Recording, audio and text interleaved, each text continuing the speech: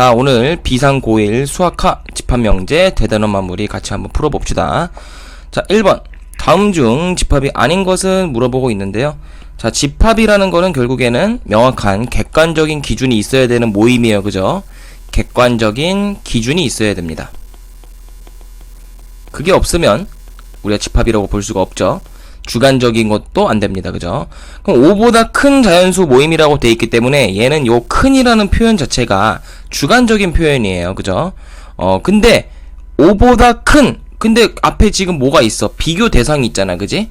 그냥 만약에 큰 자연수 모임이라고만 했으면은, 예를 들어서 그냥 큰 자연수 모임이라고 했으면 얘는 집합이 될 수 없어요. 근데 5보다 큰 자연수라고 심지어 지금 나와 있기 때문에 얘는 집합이 될 수가 있는 겁니다. 무슨 얘기인지 알겠어요? 왜냐면 5보다 크다는 얘기는 예를 들어서 6, 7, 8, 9 요런 자연수들을 얘기하는 거니까 명확한 기준이 있는 거죠. 그죠? 그래서 얘는 집합이 될 수 있다. 헷갈리시면 안 돼요. 자, 그 다음에 우리나라에서 고등학생의 모임이라고 되어 있는데 우리나라라는 명확한 기준이 있죠. 그죠? 그리고 고등학생이라는 기준도 있기 때문에 얘는 집합이 될 수 있는 겁니다. 그 다음에 3번을 보시면 수학을 잘하는 사람의 모임이라고 되어 있는데, 자, 잘한다는 기준은 명확한 지금 기준이 안 나와 있죠. 뭐 90점 이상이라든지 뭐 1등급 이상이라든지 그런 명확한 기준이 없기 때문에 얘는 우리가 집합이라고 볼 수가 없어요.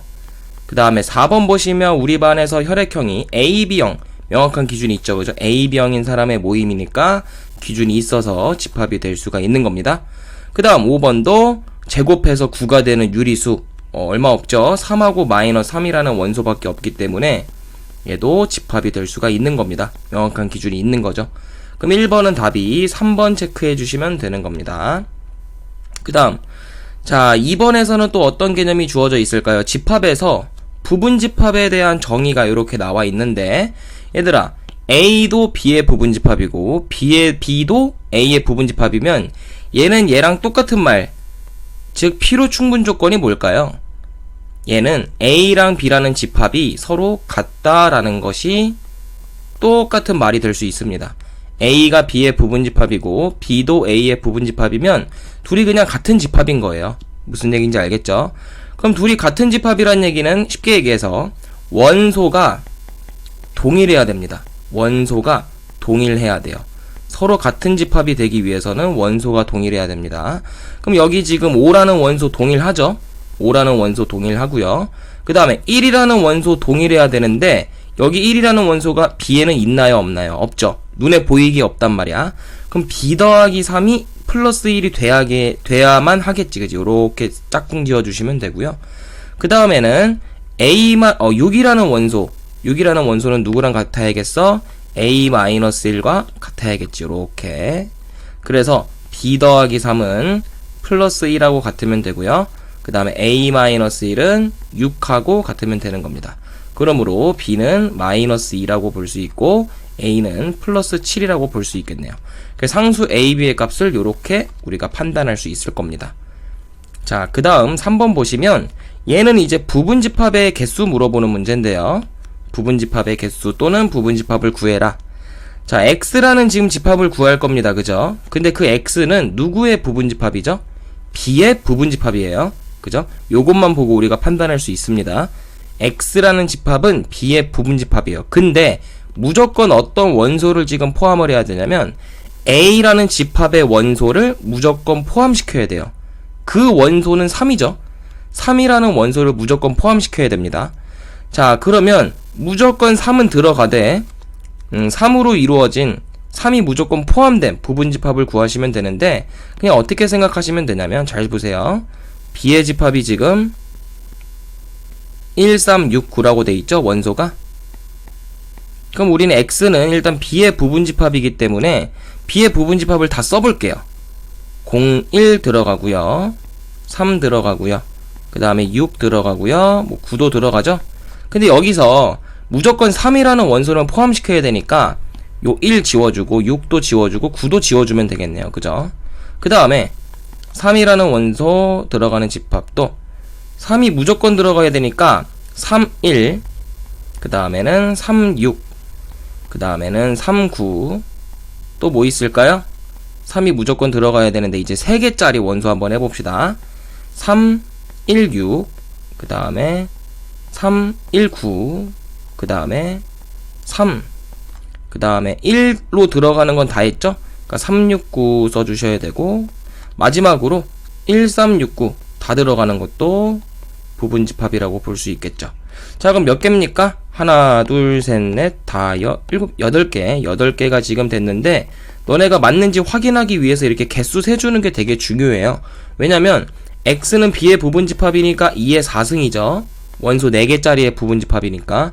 근데 반드시 3을 포함해야 되니까 1을 제외시켜서 하나를 제외시킨다는 뜻이죠. 그래서 2의 3승계가 되어야 되므로 얘도 8개 맞죠, 그죠? 그래서 이렇게 똑같은 거 확인하시고, 아, 그럼 내가 옳게 구했구나, 그렇게 생각하시면 됩니다. 그 다음 4번 문제 한번 볼게요. 영어를 관람한 학생 45명 중에서, 그럼 이 45명은 전체 집합의 원소의 개수가 되겠죠, 그죠?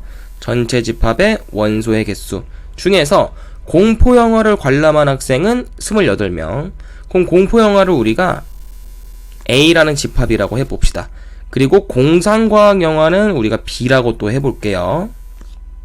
그랬을 때 지금 물어보는 말이 공포 영화와 공상과학 영화를 모두 관람한 학생. 자, 그럼 이거는 집합적으로 봤을 때 모두라는 표현은 뭐랑 구분해서 보시면 되냐면, 모두라는 표현은 또는과 구분해서 생각하시면 됩니다. 그러니까 서로 비교되는 단어예요. 모두라는 거는 우리 교집합의 의미고요. 그 다음에 또는이라는 개념은 합집합의 개념입니다. 그럼 지금 공포 영화와 공상과학 영화를 모두 관람한 학생이라는 거는 A 교집합 B의 원소의 개수를 구하라, 이거랑 같은 말이 되는 거죠. 제 말 이해됩니까? 그래서 지금 이 A 교집합 B의 최대값과 최소값을 구해봐라, 이게 문제인 거예요. 이 녀석의 최대값과 최소값을 각각 구해보세요, 요거랑 똑같은 말이 되는 겁니다. 자, 그러면 우리 상황을 한번 인식을 해보자. 일단 전체 집합 45명 중에서, 자, 그러면 교집합이 얘들아 최대가 되려면 A라는 벤 다이어그램하고 B라는 벤 다이어그램하고 요렇게 있을 때 여기 부분이 교집합이죠. 가운데 부분이. 그럼 이 가운데 부분이 커지면 커질수록, 즉 늘어나면 넓어지면 넓어질수록 교집합이 최대값이 되겠네요.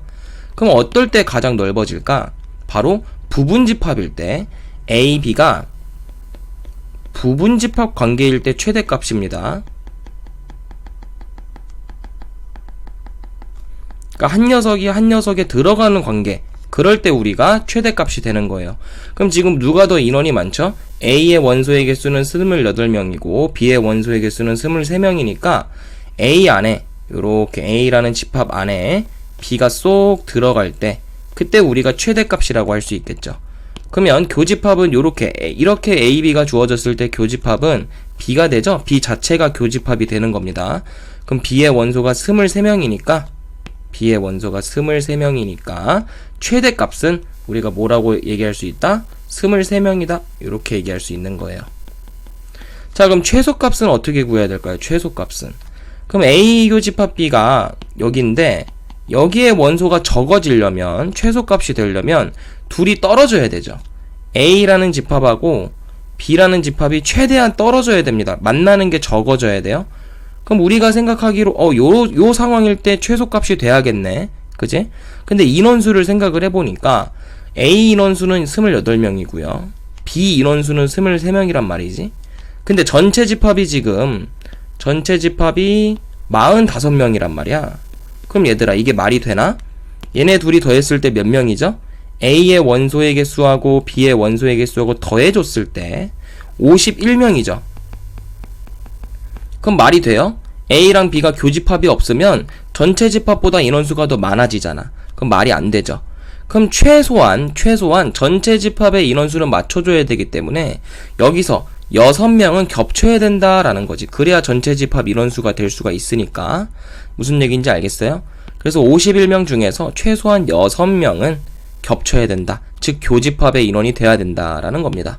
그러면 최소값은 우리가 뭐라고 쓸 수 있어? 6명이다. 이렇게 쓸 수 있겠죠. 그래서 답으로 x의 최대값과 최소값은 23명과 또는 6명 이렇게 표시하시면 되겠습니다. 이해되시죠? 자, 그 다음 5번 문제 같이 보겠습니다. 전체 집합의 두 부분 집합 A, B에 대해서 지금 A가 B에 들어가는 상황이래요. 그러면 벤 다이어그램으로 요 상황을 좀 그려보세요. A가 B에 들어가니까 이렇게 되는 상황이라는 얘기지, 그지? 그럼 이게 지금 참이 되는 상황인데 1번 볼게요. 1번 보시면 A 합 집합 B는 어떻게 됩니까? A 합 집합 B는 A랑 B가 둘 다 색칠된 부분이니까 B가 되겠죠, 그죠? 큰 게 나와야 되는 거예요. 1번 맞는 얘기고요. 그 다음에 2번 보시면은 A 교집합 B인데 우리가 두 부분집합 관계에 있는 A, B가 교집합을 구하면 작은 게 나와야 돼요. 작은 집합이. 그래서 A가 나오는 거 맞고요. 그 다음에 3번 한번 보시면 A 합집합 B의 여집합이라고 되어 있는데 얘들아, A 합집합 B가 아까 우리 뭐라고 정의했어? A 합집합 B를 이거 자체를 B라고 아까 정의했었잖아. 그러니까 얘는 B의 여집합인 거죠. 근데 지금 A의 여집합하고 같다 이렇게 나와있네? 다르죠? 이해됩니까? A랑 B가 같지 않기 때문에 B 여집합하고 A 여집합은 다를 수밖에 없어요. 그럼 3번은 틀렸다라고 해주시면 되고, 그 다음에 뭐 4번 같은 경우도 같이 한번 풀어는 보면은 A 빼기 B. 자, 어때요? 배꼽에서 배를 빼는 거죠. 그러니까 배꼽보다 지금 배가 더 큰데 배꼽에서 배를 빼니까 남는 게 있겠니? 당연히 없지. 말이 안 되고요. 그러니까 맞죠? 5번. 그럼 얘는 하나 공식적으로 외워두시면 좋은 게 뭐냐? A가 B의 부분집합 관계일 때 우리는 여기다 양변에다가 여집합을 좀 씌워줄 수가 있어요. 그럼 양변에 여집합을 좀 씌워주면 A 여집합이 되고 B 여집합이 되는데, 그러면 부분집합 관계가 반대 방향으로 이렇게 표현이 돼야 된다. 이거는 하나의 공식처럼 암기해 두시면 편합니다. 알겠죠? 그럼 지금 5번은 B의 여집합이 A 여집합에 들어간다. 그럼 방향 잘 보세요. 맞죠? 똑같죠? 그래서 얘는 맞다라고 해주시면 되고요. 그럼 3번은 답에서 틀렸다. 3번 체크해 주시면 되겠네요. 자, 그 다음에 이제 6번 문제 볼 건데요. 오른쪽 벤 다이어그램에서 색칠한 부분을 바르게 나타낸 것은 이라고 되어 있으니까 우리 뭐 색칠놀이 해봅시다. 색칠놀이 해보시면 쉽게 답이 나오겠죠? 1번 같은 경우는 일단 A 빼기 B를 쌤이 색칠을 해볼게요. A라는 집합에서 B를 빼니까 이렇게 색칠이 돼야겠지? 근데 얘들아, 이거 색칠만 해도 답이 아닌 거 알겠니?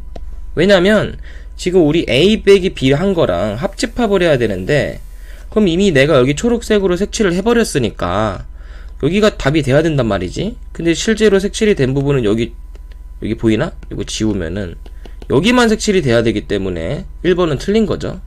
그래서 1번은 A 빼기 B만 색칠해봤어도 틀린 게 딱 오셔야 되고요. 그럼 2번도 마찬가지입니다. 2번도 자, A 합집합이에요. 그 얘기는 무슨 얘기냐? A가 무조건 색칠이 돼야 된다는 얘기입니다. 그럼 A가 색칠이 되면 얘도 죽었다 깨어나도 색칠이 답이 될 수 없다라는 거지. 그러니까 이런 식으로 추론하면 조금 빠르겠죠. 그 다음에 B합집합 C 3번도 한번 해봅시다. B합집합 C. B합집합 C는 여기죠? 색칠을 하면은 그럼 얘도 답이 될 수도 있겠다, 그지? 근데 여기에서 A를 빼래요. 그럼 A가 가져가는 부분은 요만큼이기 때문에 요만큼을 제외시키면, 색칠한 부분에서 요만큼을 제외시켰더니 요렇게 표현이 되겠죠, 그죠? 그럼 요게 지금 원래 색칠되어 있던 거랑 똑같나? 다르죠? 지워볼까요? 다릅니다. 그죠? 그러니까 얘도 답이 될 수 없다라는 거고요. 그 다음에 4번 보시면 A 교집합 B. 자, 그럼 A 교집합 B는 어디 색칠해줘야 되죠? 여기를 요렇게 색칠을 해줘야 됩니다. 근데 얘도 마찬가지로 합집합이래. 그 얘기는 무슨 얘기야? 합집합이란 얘기는 색칠된 부분이 누적으로 색칠된 부분 다 써라 라는 얘기니까 요만큼이 지금 색칠이 더 돼버린 거죠, 답에서. 그러니까 얘도 틀렸다라는 거지. 그 다음에 그럼 물론 답은 5번이 돼야겠지만은 한번 살펴봅시다. A 합집합 B 한번 색칠을 해볼게요. 그럼 A 합집합 B는 여기 색칠하시면 되겠죠? 자, 여기서 뭐를 빼줘야 되냐면 A 빼기 C, 이걸 빼달래. 그럼 A 빼기 C가 해당되는 부분은요, 요렇게가 되는 겁니다. A 빼기 C에 해당하는 부분이에요. 그럼 내가 지금 초록 색깔로 색칠한 부분에서 이 A 빼기 C 요 부분이 차지하는 부분을 빼주면 남는 부분은 어디겠어요? 요렇게가 돼야겠죠. 그럼 요 부분은 답하고 똑같나요? 한번 지워볼까요? 비교해보세요. 원래 부분하고 똑같죠? 그러니까 얘는 답이 될 수 있다라는 겁니다. 요런 식으로 합집합의 정의를 좀 이용을 해서 이미 색칠이 돼버렸으면 걔는 답이 될 수 없다. 뭐 그런 식으로 해석을 하면 조금 빠르게 풀 수 있겠죠. 그 다음에 7번 봅시다. 자, A 여집합, 교집합, B의 전체 여집합. 요 녀석의 모든 원소의 합을 구하라 라고 돼 있는데, 우리 요 문제 같은 경우는 우리 집합의 연산법칙을 좀 이용을 합시다. 집합의 연산법칙 몇 가지 있죠? 집합의 연산법칙 정리를 좀 해보면은, 첫 번째 교환법칙 있고요. 그 다음에 두 번째 결합법칙 있고요. 세 번째는 무슨 법칙 있죠? 분배법칙이 있습니다. 그 다음에 마지막 네 번째 법칙은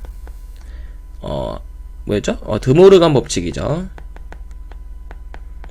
그럼 결국에 이 네 가지 법칙을 좀 이용을 해서 요 식을 좀 간단하게 만들어 볼 건데요.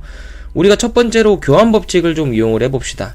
교환법칙이 뭐냐면 A 교집합 B나 B 교집합 A나 같다는 거예요. 둘이 같기 때문에 순서를 바꿔도 됩니다. 그럼 여기서 B 교집합 A 여집합이라고 해도 똑같죠. 이렇게 생각을 하시면 됩니다. 그러면 여기서는 이제 차집합의 정의를 좀 이용을 해보면, 차집합의 정의를 이용하면 얘는 B 빼기 A가 되겠죠. 그럼 요 녀석의 여집합을 구해라. 이렇게 좀 바꿔 쓸 수 있겠네요. 얘는 차집합의 정리를 좀 이용한 겁니다. 그래서 식을 좀 간단하게 만든 거예요. 자, 그럼 B 빼기 A 구해봅시다. B 빼기 A는 뭐죠? 135라는 원소에서 A의 원소를 빼주는 거니까 둘이 겹치는 거 좀 지워줍시다. 5 겹치죠? 그럼 남는 원소 B 빼기 A는 결국에 어떤 원소가 남는 거예요? 1과 3이라는 원소밖에 남지 않습니다. 그럼 그 녀석의 여집합이니까, 그 녀석의 여집합이라고 한다면 1과 3을 제외한 나머지죠? 그럼 전체 집합에서 1과 3을 제외한 나머지, 자, 뭐뭐 있습니까? 2, 4, 5, 6, 7, 총 5가지 있겠네요. 이걸 다 더하라는 얘기예요. 다 더해봅시다. 6, 11, 17, 24. 그래서 답은 4번이 돼야겠네요. 제 말 이해되죠? 그 다음에 9번 봅시다. 전체 집합에 대해서 두 조건 PQ의 진리 집합이 라지 P와 라지 Q라고 할 때, 지금 어떤 조건이 참이라고 돼 있습니까? 물결 P이면, 이거 가정과 결론이죠. 물결 P이면 Q이다. 이게 지금 참이래요. 그럼 이걸 너네가 진리집합으로 좀 바꿔주시면은, 진리집합으로 바꾸면 P의 여집합이 Q라는 집합의 부분집합이다. 요게 항상 참인 겁니다. 요 녀석이 항상 참인 건데요. 그럼 이 녀석의 대우를 한번 만들어 볼까요? 대우를 하면 양변에 좀 여집합을 씌워주면 됩니다. 그럼 P가 되겠죠, 요 집합은. 그리고 얘는 Q의 여집합 될 거고요. 그럼 집합의 부분집합 관계도 반대 방향으로 요렇게 돼야 될 겁니다. 그럼 얘도 참이에요. 대우 명제이기 때문에. 그럼 둘 다 참인데 요거랑 똑같은 거 한번 찾아보겠습니다. 자, 항상 옳은 것은 Q는 P의 부분집합이다. 그럼 이렇게 물어보기 때문에 우리 어쩔 수 없네요. 벤 다이어그램으로 좀 나타냅시다. P의 여집합이 Q에 들어간다. 요렇게 P의 여집합이 Q라는 집합 안에 들어간다. 이렇게 벤 다이어그램으로 좀 그려주세요. 그럼 1번 P는 전체 집합도 그럼 그려야겠다. P를 표현해야 되니까 요렇게 P를, 전체 집합을 요렇게 그리면요, 얘들아, P의 여집합이 요 조그만한 배꼽이거든요. P의 여집합이 요 배꼽이에요. 그럼 P라는 집합은 P의 여집합이 아닌 부분이니까 요 바깥의 부분이 P가 되겠죠. 그냥 쌤이 요렇게 연두색으로 색칠하는 범위 자체가 P 집합이 되는 겁니다. 무슨 얘기신지 알겠죠? 요 연두색 부분이 통째로 그냥 P예요. 요 연두색 부분이 P다. 이렇게 기억하시면 되겠어요. 그럼 P랑 Q는 부분집합 관계에 있나요? 아니죠. 왜냐면 P가 여기 가운데가 빵꾸가 났기 때문에 우리 부분집합이라고는 볼 수 없습니다. 1번 틀렸어요. 그 다음 2번 보시면, 2번은 P의 여집합에서 Q를 빼라는데 이거 배꼽에서 배 빼는 거 아니야? 그지? P의 여집합에서 Q를 빼면 배꼽에서 배를 빼는 겁니다. 그러니까 공집합이겠죠. 그럼 공집합이 P랑 같아? 틀리죠. 3번은 요거 차집합의 정의로 좀 바꿔주시면 P 빼기 Q입니다. 그죠? 그럼 P 빼기 Q랑 같은 걸 찾는 건데, 자, P에서 Q 빼볼게요. 그럼 내가 연두색으로 색칠한 부분에서 Q라는 거는 결국에 요게 Q잖아? 그럼 P에서 Q를 빼면 남는 부분은 어디겠어요? 요 바깥 부분이 요렇게 남겠죠? 제 말 이해됩니까? 이 바깥 부분의 원소들이 남을 거예요. 그럼 이게 P랑 같냐? 이건 근데 전혀 다르죠? P는 연두색 부분이니까. 그럼 3번도 틀렸네요. 그 다음 4번 보시면 P의 여집합하고 Q하고 합집합을 하면 Q다. 이거 맞죠? 왜냐면 P의 여집합 자체가 Q에 쏙 들어가는 요런 모양이거든요. 그럼 부분집합 관계니까 P의 여집합하고 Q랑 합집합을 하면 둘 중에 큰 게 나와야 되죠. 그러니까 4번은 맞는 겁니다. 그럼 마지막 5번도 틀린 거 아시겠죠? 얘네 둘은 부분집합 관계가 될 수 없어요. 왜? 부분집합 관계는 이미 P의 여집합하고 Q랑 이렇게 표현이 되어 있기 때문에 요거 제외하고는 부분집합 관계가 나올 수가 없는 겁니다. 요거 두 개 제외하고는요. 이해되시죠? 그럼 4번만 답으로 인정받을 수 있다.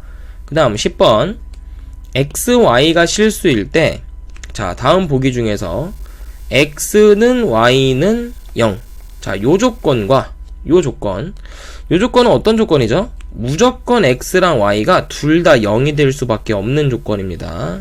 그럼 요 조건하고 필요충분 조건이래요. 그러니까 필요충분 조건이라는 얘기는 완전히 같은 조건, 완전히 똑같은 조건을 찾으라는 거예요.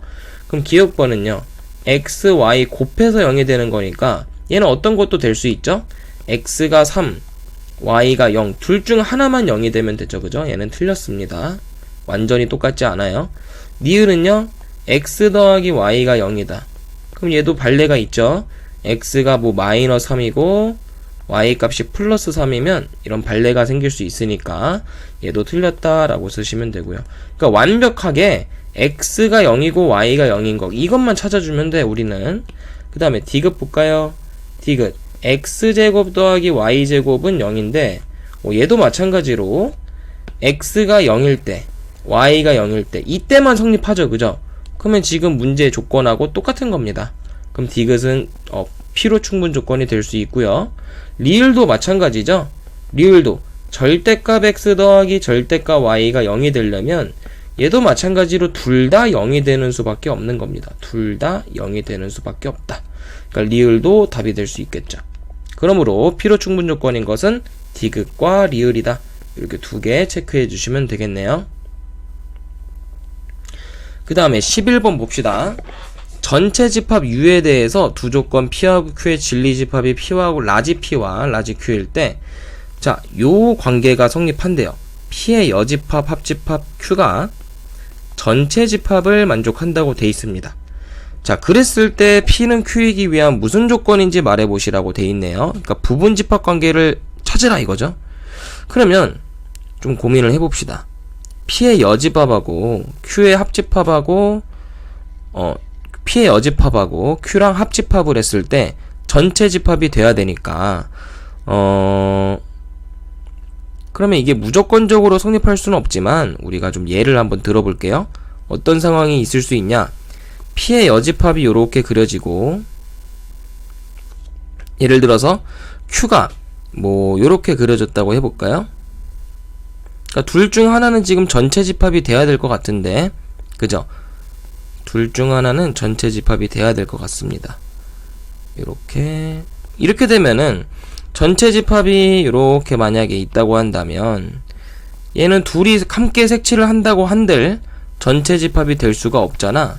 그지? 그러니까 결국에 논리적으로 P의 여집합하고 Q랑 합집합을 했을 때 전체 집합이 되려면 둘 중 하나는 전체 집합이 있어야 된다는 거죠. 둘 중 하나는. 무슨 얘기인지 알겠습니까? 그럼 얘가 만약에 전체 집합이라고 한다면, Q가 만약에 전체 집합이라고 한다면 P의 여집합은 사실 뭐가 되든 상관이 없어요. 이해됩니까? 그럼 무조건 전체 집합 달성할 수가 있는 겁니다. 그럼 당연히 P라는 녀석은 Q에 포함되는 그런 관계겠죠. 그죠? 전체 집합보다 큰 집합은 없잖아, 그지?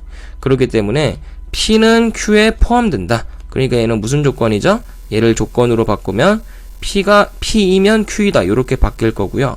그럼 P는 Q이기 위한 자신에게서 화살표가 나가고 있으니까 요 관계는 충분 조건이라고 볼 수 있겠네요. 그럼 쌤, 이거는 쌤이 그냥 인위적으로 Q를 전체 집합이라고 했을 때만 성립하는 거 아닌가요? 그러면 그게 만약에 의문이라면 너네가 P의 여집합을 전체 집합이라고 해도 상관없겠지, 그지? 그럼 P의 두 번째 상황으로 P의 여집합을 우리가 전체 집합이라고 해보자. 그럼 P는 뭐가 돼야 돼? P는 공집합이 될 수밖에 없죠. 그럼 이것도 마찬가지로 P가 공집합이면 무조건 Q의 부분집합이 될 수가 있겠죠. 그러니까 이래나 저래나 똑같은 겁니다. 그러니까 P가 Q의 부분집합이 될 수밖에 없는 문제예요. 그러니까 똑같이 얘도 충분 조건이다. 이렇게 답이 나오겠네요. 이해되시죠? 자, 그 다음에는 이제 서술형 문제로 넘어가서 조금 이제 좀 난이도가 높은 문제들을 풀어보도록 하겠습니다. 자, 많이 나오는 유형이죠. 12번. 배수집합. 자, 배수집합 정말 많이 나오는 건데, 요거는 하나 개념적으로 좀 알아두시면 되게 편할 거예요. 그래서 거기다 써놓읍시다. 배수 또는 약수 집합 AN 이렇게 써놓으시면 돼요.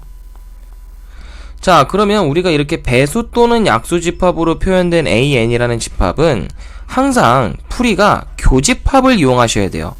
교집합을 이용해야 쉽게 구할 수가 있다. 요게 핵심 포인트다 라고 생각을 하시면 됩니다. 이게 무슨 얘기냐, 뭐 예를 들어서 6의 배수의 집합이라고 한번 해볼게요. 배수 집합인데 A의 6의 배수 집합이 있고, 그리고 A 8의 배수의 집합이 있다고 해봅시다. 그럼 이 둘의 교집합은 우리가 쉽게 나타낼 수가 있어요. 어떻게 나타낼 수가 있냐? 무조건 교집합은 만약에 배수집합이다 라고 하면은 최소 공배수가 돼야 돼요. 그러니까 여기다 똑같이 좀 적어보면은 교집합이 나온다면 최소 공배수 또는 최대 공약수, 만약에 약수면 최대 공약수가 되겠죠? 그 녀석이 AN이 된다고 생각하시면 됩니다. 그럼 6의 배수의 집합과 8의 배수의 집합이 나오면 6과 8의 최소 공배수를 구하셔야 그게 바로 교집합의 집합이 되겠죠, 그죠? 그럼 6과 8의 최소 공배수 어떻게 구합니까? 얘네 둘이 2가 약수니까 2를 먼저 쓰시고, 얘는 3, 얘는 4. 그럼 이렇게 니은을 쫙 곱하면은 최소 공배수죠? 그럼 전부 다 곱했을 때 24가 되겠네요. 그러면 이 녀석의 최소 공배수는 24니까 얘는 A24, 24의 배수의 집합이 된다. 이렇게 기억을 하시면 되게 쉽게 풀 수 있을 겁니다. 그럼 1번 문제부터 볼게요. 자, 원소의 개수를 구하는 게 문제인데요. A의 3의 배수의 집합과 배수 집합이죠, 문제가. 그리고 4의 배수의 합집합을 지금 구하도록 지금 문제에서 물어보고 있습니다. 그럼 얘들아, 합집합은 우리가 개념적으로 봤을 때 합집합은 옳지 않아. 교집합으로 우리가 문제를 풀어야 되거든. 그럼 합집합을 교집합으로 바꿀 수 있는 방법이 뭐죠? 요렇게 A3 더하기 A4, 그러니까 원소의 개수로 보셨을 때 A3의 원소의 개수와 A4의 원소의 개수는, 왜냐면 이것도 마찬가지로 원소의 개수 구하는 문제니까요. 그럼 3의 배수의 원소의 개수와 4의 배수의 원소의 개수를 더하고 거기서 A3와 A4의 교집합의 원소의 개수를 빼면 그게 합집합이죠. 이게 논리죠, 그죠? 기본적인 개념. 이렇게 표현할 수가 있을 거란 말이지. 그러니까 이걸 몰랐으면 여기다 또 적어놔야겠죠? 합집합의 정의, A 합집합 B라는 거는 A 더하기 B에서 A 교집합 B를 빼는 것과 같다. 무슨 얘기인지 알겠죠? 당연히 근데 얘는 원소의 개수 물어볼 때 쓸 수 있을 겁니다. 이렇게 쓸 수 있을 거예요. 요거 꼭 알아두셔야겠죠? 자, 그럼 우리가 지금 구하고자 하는 3의 배수와 4의 배수의 합집합은요, 일단 A의 원소의 개수부터 구해봅시다. 3의 배수의 원소의 개수 100이 하니까 3의 배수가 몇 개 있어? 33개 존재할 수 있겠죠. 그 다음에 4의 배수 같은 경우는 4 곱하기 25 하면 100이잖아, 그지? 그러니까 얘는 25개 존재할 수 있고요. 그럼 교집합은 우리가 개념적으로 최소 공배수라는 겁니다. 3의 배수와 4의 배수의 교집합은 최소 공배수다. 그럼 3과 4의 최소 공배수는 12의 배수죠? 요렇게 표현할 수가 있는 거예요, 교집합을. 그럼 12는 몇 개 들어가죠? 100을 12로 나눠보시면 9는 안 들어가겠다. 28에 16, 8이는 8 하셔서 96, 나머지 4죠. 그럼 8개 들어갈 수 있는 거예요, 교집합은. 그럼 이제 요거 계산만 해주시면 되겠네요. 33 더하기 25에서 교집합의 원소의 개수 8개를 빼주면 그게 합집합의 원소의 개수가 된다. 그럼 얘 더하시면 58에서 8 빼주시면 되니까 얼마다? 50개다. 그래서 1번의 답은 50개 이렇게 써주시면 되겠죠. 그 다음에 2번도 한번 봅시다. 2번도 지금 얘가 합집합으로도 표현이 돼 있기 때문에 이거를 분배 법칙을 좀 이용해서 교집합의 식으로 좀 바꿔줍시다. 그럼 어떻게 바꿀 거냐면요, 2번은 여기다 한번 풀이를 이거 살짝 지워볼게요. 2번 풀이는 따로 한번 써보세요. 그러니까 분배 법칙을 이용해야 되는 이유가 교집합이 우선순위이기 때문이야, 이 문제 풀이는. 그럼 A의 2의 배수 교집합, A 3의 배수 합집합, A 4의 배수. 자, 이렇게 돼 있으니까 분배 법칙을 좀 이용을 해주시면 2의 배수 교집합 3의 배수, 그리고 2의 배수 교집합 4의 배수. 그럼 가운데에는 합집합이 요렇게 들어가시면 분배 완료죠? 이해됩니까? 그럼 요 녀석의 원소의 개수는요, 일단 2의 배수하고 3의 배수는 교집합하면 뭐죠? 우리 개념적으로 최소 공배수니까 2하고 3의 최소 공배수가 6이죠? 그래서 A6가 될 거고요. 그럼 이 녀석은요, A2하고 4의 최소 공배수는 4죠, 4. 그래서 얘는 A4가 나올 겁니다. 최소 공배수가 4니까요. 그럼 문제가 A6하고 A4의 합집합을 구하는 거니까 최종적으로, 그럼 이거는 1번처럼 푸시면 되겠죠? 아까 1번 풀이했던 것처럼. 그럼 합집합이므로 요 녀석의 원소의 개수는 6의 배수의 원소의 개수와 4의 배수의 원소의 개수를 더하고 거기서 둘의 교집합의 원소의 개수를 빼주자, 이렇게 생각하시면 되겠네요. 자, 그럼 6의 배수는 몇 개 들어갑니까? 6의 배수는 6 곱하기 100으로 나눠보자. 그럼 하나 들어가고 6, 6에 36이니까 16개 들어가죠. 그래서 6의 배수는 16개. 그럼 4의 배수는 25 곱하기 4하면 100이니까 25개. 그럼 마지막으로 교집합의 개수는 6과 4의 최소 공배수를 구하시면 되니까 6과 4의 최소 공배수는 12죠. 그럼 12의 배수는 몇 개 들어가죠? 8개. 아까 구했듯이. 그래서 얘도 식이 어떻게 되냐? 16 더하기 25에서 8을 빼주자. 이러면 답이 되겠죠? 그럼 얘네 둘이 더하면 41에서 8을 빼주니까 33개. 이렇게 되겠네요. 이해되시죠? 그래서 답을 구하시면 얘는 33개다. 이렇게 체크해 주시면 되겠습니다. 자, 그 다음 서술형 13번 보시면 전체 집합이 주어져 있는 식에서 두 부분 집합 A의 집합이 주어져 있어요. 근데 A 합집합 B가 전체 집합이래요. 그리고 A 교집합 A 빼기 B를 했을 때는 그게 A 집합과 동일하대요. 자, 그럼 이게 좀 무슨 얘기인지 좀 고민을 해보셔야겠네요. 그죠? 그럼 얘는요, A라는 집합은 2, 3, 6으로 정해져 있습니다. 그리고 A 합집합 B를 했을 때는 전체 집합이 돼야 된대요. 그럼 B가 무조건 필수적으로 가져야 되는 원소를 생각을 해보시면은, 자, A 합집합 B를 했을 때 전체 집합이 돼야 되니까 B가 필수적으로 가져가야 되는 원소는요, 2, 3, 6을 제외한 4, 5, 7이 무조건 필수적으로 가져가야겠죠? 그래야 합집합을 했을 때 전체 집합이 되니까. 그럼 B는 최소한 4, 5, 7은 원소로 가져가야 되고요. 그 다음에 요 조건을 좀 보시면 A 빼기 B를 했을 때 그게 뭐든지 A보다는 작아야겠죠? 뭐 그냥 A가 될 수도 있고요. 이해됩니까? 근데 얘네 둘이 교집합을 했을 때 A가 돼야 된대. 자, 그게 무슨 얘기냐? 우리가 A가 있고 B가 만약에 교집합이 있으면 이렇게 생기죠? 그러면 A는 A 빼기 B는 요렇게 색칠이 될 겁니다. 그럼 요 A 빼기 B랑 A랑 교집합을 하면 원래 정상적인 이렇게 교집합을 갖는 녀석이라면 A 빼기 B가 돼야 될 거예요. 둘이 교집합을 하면. 왜냐면 작은 게 나와야 되니까. 근데 A가 나왔죠. 그 얘기는 무슨 얘기냐? A 빼기 B가 그냥 A가 된다는 얘기예요. 무슨 얘기인지 알겠습니까? 그래야 A 빼기 B가 A가 돼야지만 A 교집합 A가 될 테니까 A가 나올 수가 있겠죠. 그럼 A 빼기 B가 A가 나온다는 얘기는 A에서 B를 뺐는데 A가 됐다는 의미는 교집합이 없다는 얘기입니다. 즉 서로소 관계라는 얘기죠. 뺄 게 없는 거예요. 섞인 게 없으니까. 그러면 B의 집합은 그냥 여기서 마무리해 주시면 되겠다라는 거지.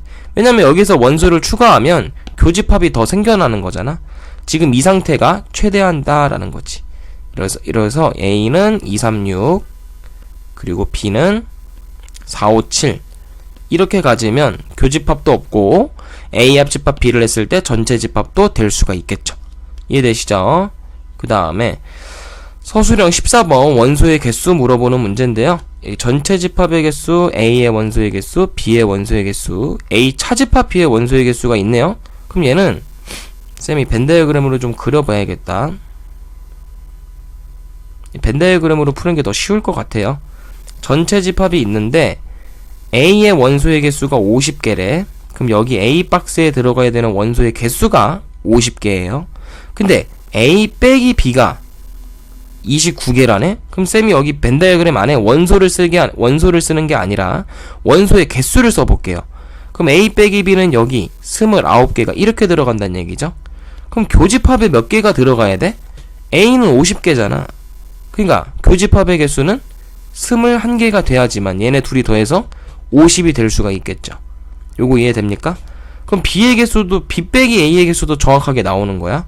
왜냐면 여기 21개니까 B 빼기 A의 개수는 11개가 돼야겠죠. 12개. 그래야 얘네 둘이 더해서 33개가 될 수 있겠죠. 여기까지 이해됩니까?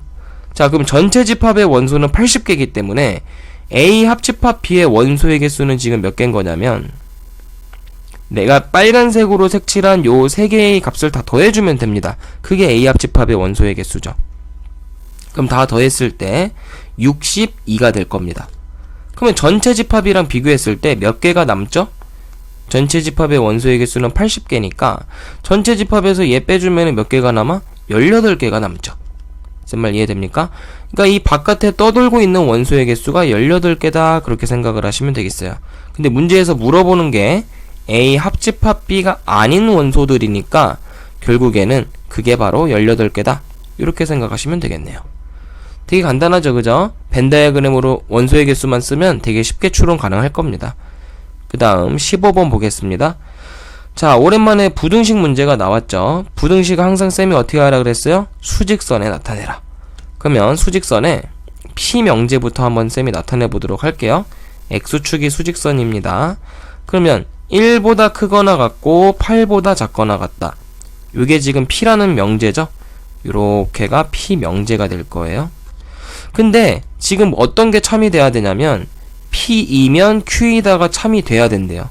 그럼 얘는 진리집합의 부분집합의 관계가 요렇게 돼야 되는 거 아니야? 그치? 포함관계가. 그러니까 P가 Q에 들어가야 되는데 Q는 잘 보시면은 그냥 A 빼기 2보다 크다거든요. X가 A 빼기 2보다 크답니다. 이게 Q 명제예요. 그럼 A 빼기 2가 어디 있어야겠니 얘들아? 당연히 여기 요렇게 위치를 해야지 A 빼기 2가. 그래야 얘보다 큰 게 Q라는 집합이 될 거니까 P를 포함할 수가 있겠죠. 무슨 얘기인지 알겠죠? 그럼 A 빼기 2는 누구보다 적어도 1보다는 작아야 되는 겁니다. 왼쪽에 있는 거니까. 등호 들어가도 되나요? 안 되나요? 등호 들어가 버리면 Q라는 명제가 요렇게 위에 있는 거잖아. 그지? 등호가 들어가 버리면. 그러면 얘는 P라는 명제는 1이 원소가 있는데 Q라는 집합은 1이라는 원소가 존재할 수가 없으니까 등호가 들어가면 안 되는 겁니다. 그러니까 답은 A가 그냥 3보다 작다가 되겠죠. 그럼 1번의 답은 요 녀석에 대해서 정수 A의 최대값이니까 답은 2가 돼야겠죠. 그 다음 2번 보시면 P가 R에 포함된다. 요게 거짓이래요. 거짓이라고 나와있네. 좀 까탈스럽게. 그럼 거짓이 되는 거니까 쉽게 얘기하면, 자, P를 또 한번 수직선에 그려봅시다. 그럼 P의 명제는 1보다 크거나 같고 8보다 작거나 같을 거예요. 이게 P의 명제고요. 자, 근데 R 명제가 뭐냐면 X가 B 더하기 3보다 작은 거거든요. 그러면 얘가 참이 되도록 해준 다음에 그 녀석이 아니다라고 한번 해보자. 그 녀석의 부정을 해주자. 그게 쉽겠지, 그지? 그러면 얘가 만약에 P가 R이 되기 위한 요 조건이 참이 되려면요, 집합적으로 봤을 때는 요렇게 돼야겠죠? 그럼 R이라는 집합은 B 더하기 3보다 작은 거기 때문에 B 더하기 3이 요렇게 위치하면 얘보다 작을 때, 그럼 R이 요렇게 되니까 요게 참이 될 수가 있겠네요. 그죠? 그럼 B 더하기 3은 어느 쪽에 있어야 돼요? 8보다는 커야 될 겁니다. 요렇게. 마찬가지 아까랑 똑같은 이유로 등호가 들어가면 안 돼요. 그럼 B는 5보다 크다. 요게 얘가 참이 되는 값이니까 요 녀석의 부정을 만들어 주는 거예요. 요 녀석의 부정. 그럼 요 녀석의 부정은 5가 B보다 크거나 같다. 요렇게 부정이 될 수가 있겠지. 그러므로 요걸 만족시키는 B의 최대값은 얼마다? B는 5가 될 때 최대값이다. 그래서 답에다가는 5라고 적어주셔야겠죠. 제 말 이해됩니까? 그래서 이렇게 답을 5 체크하시면 되고요. 그 다음 16번 문제 봅시다. 얘는 어떤 실수에 대해서 이 녀석의 부정이 참이 된다라고 되어 있기 때문에 이 녀석을 한번 부정해 봅시다. 그럼 어떤 실수는 모든 실수로 바뀌어야겠죠? 모든 실수 x에 대하여 이렇게 바뀔 겁니다. 요거에 대하여 x제곱 마이너스 4x 플러스 a라는 부등식이 0보다 크거나 같으면 될 거예요. 맞죠? 그러면 이거는 우리가 수학상에서 배운 모든 실수 x에 대해서 무조건 얘가 성립해야 된다는 얘기예요. 이 부등식이. 그럼 너네가 이거 아래로 볼록이죠? x제곱이니까 아래로 볼록 맞습니다. 그럼 아래로 볼록이 나올 수 있는 경우의 수를 다 그려보시면요, 첫째 요렇게 나올 수 있고요, 두 번째는 중근도 가질 수 있겠죠. 마지막으로 두실근을 가질 때는 요렇게 그려질 겁니다. 근데 지금 문제는 얘가 0보다 크거나 같다, 즉 x축의 위쪽에 위치를 해야 된다라는 거죠. x축 포함해서 그래프 자체가 x축을 포함해서 x 위쪽에 그려져야 되기 때문에 얘 다 되죠. 다 x축보다 위쪽에 있는 거 맞죠, 그죠? 그리고 얘도 x축을 포함해서 다 위쪽에 있는 거 맞지, 그지? 하지만 얘는 될 수 없어요. 왜? 0보다, 즉 x축 아래쪽에 있는 값이 생기기 때문에 얘는 될 수가 없는 겁니다. 그럼 우리는 지금 요 두 가지 식을 한꺼번에 표현할 수 있는 식이 뭐죠? 바로 판별식인 겁니다. 요거를 하나의 부등식으로 나타낼 수 있는 게 바로 판별식이에요. 왜냐면 왜 판별식을 써야 되냐면 얘는 실근이 몇 개니? 첫 번째 거 이거 실근 없죠? 실근 0개, 즉 판별식으로 따지면 0보다 작은 거예요. 그럼 두 번째 거는 뭐죠? 얘는 실근 1개입니다. 그럼 실근 1개 판별식 뭐였어요?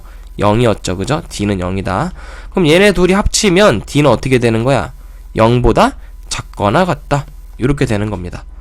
그럼 지금 요 2차 방정식이, 여기 있는 요 2차 방정식의 판별식이 0보다 작거나 같으면 되는 거예요. 자, 판별식 써보자. 16 마이너스 4a가 되겠죠? 그럼 얘가 0보다 작거나 같은 거니까 4a는 16보다 크거나 같다. 그럼 a는 4보다 크거나 같다. 그래서 상수 a의 최소값은 얼마라고 볼 수 있는 거예요? a는 4일 때 최소값이다 라고 볼 수가 있는 거죠. 어렵지 않겠죠? 그 다음 17번 문제, 다음 명제가 참임을 증명하시오. 자, 그러면 우리가 증명 방법에 대해서 여기 똑같이 한번 써봅시다. 증명법. 그러니까 명제단원에서 증명법은요 총 3가지입니다. 첫 번째 증명법은 뭐죠? 대우명제. 두 번째는 뭐죠? 귀류 증명. 세 번째가 뭐냐면 3단 논법인데,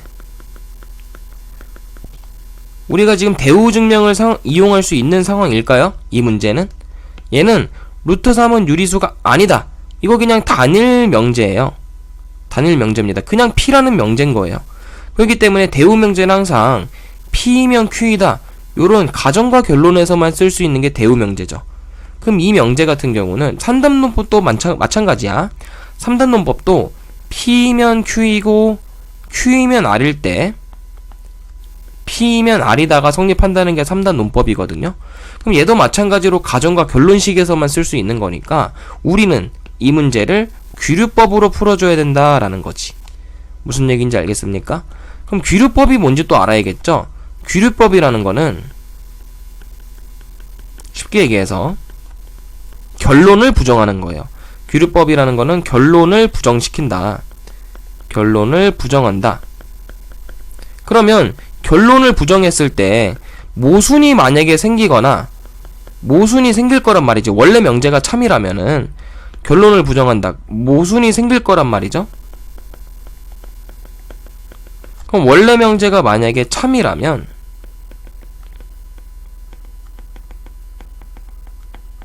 모순이 생길 수밖에 없는 거죠. 무슨 얘기인지 알겠습니까?